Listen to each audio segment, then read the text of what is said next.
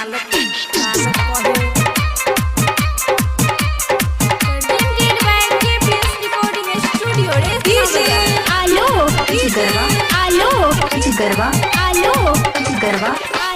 चढ़ली जवानी के अकाल करे चढ़ली जवानी के अकाल करे ई रेसना वाला छौरा यार वाला छौरा ई रेसना वाला छौरा सब माल कहे ई पमा वाला छौरा सब माल कहे चढ़ली जवानी के अकाल करे चढ़ली जवानी के अकाल करे ई रेसना वाला छौरा सब माल कहे यार वाला छौरा सब माल कहे ई परसी वाला छौरा सब माल कहे ई खारी वाला छौरा सब माल कहे एक दुही तीन छौरा चार कहे एक दुही तीन छौरा चार कहे इजरबा वाला छौरा यार वाला छौरा ई खोपती वाला छौरा सब माल कहे ई पामा वाला छौरा सब माल कहे ई रेसना वाला छौरा सब माल कहे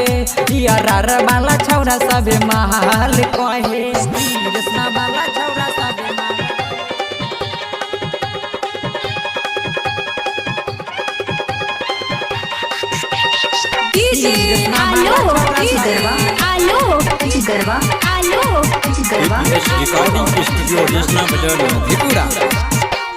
हमारो जवानी के बुझ गल चटनी चश्मा वाला छौरा सब मांगे छे गया खन्नी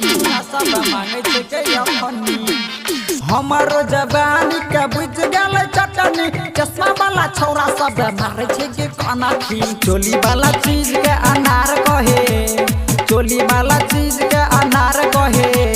बैजवा छौरा ई पामा वाला छौरा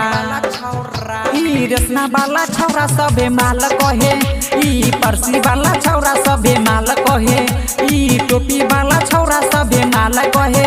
ई जुल्फी वाला छौरा सब माल कहे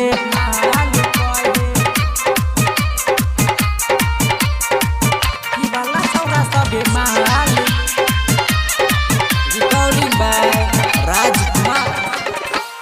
डीजे वाला छौरा सब कर चहाला सुमन सरगम मेरे दल के ढाला सुमन सरगम मेरे दल के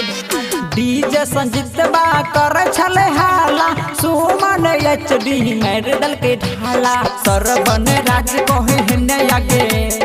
नीति से राज कहे हेने आगे डीजे वाला छौरा यार वाला छौरा ई पामा वाला छौरा सब माल कहे ई रेसना वाला छौरा सब माल कहे ई पचलक वाला छौरा सब माल कहे ई लहना वाला छौरा सब माल कहे। रिकॉर्डिंग स्टूडियो रेसना बाजार मधेपुरा।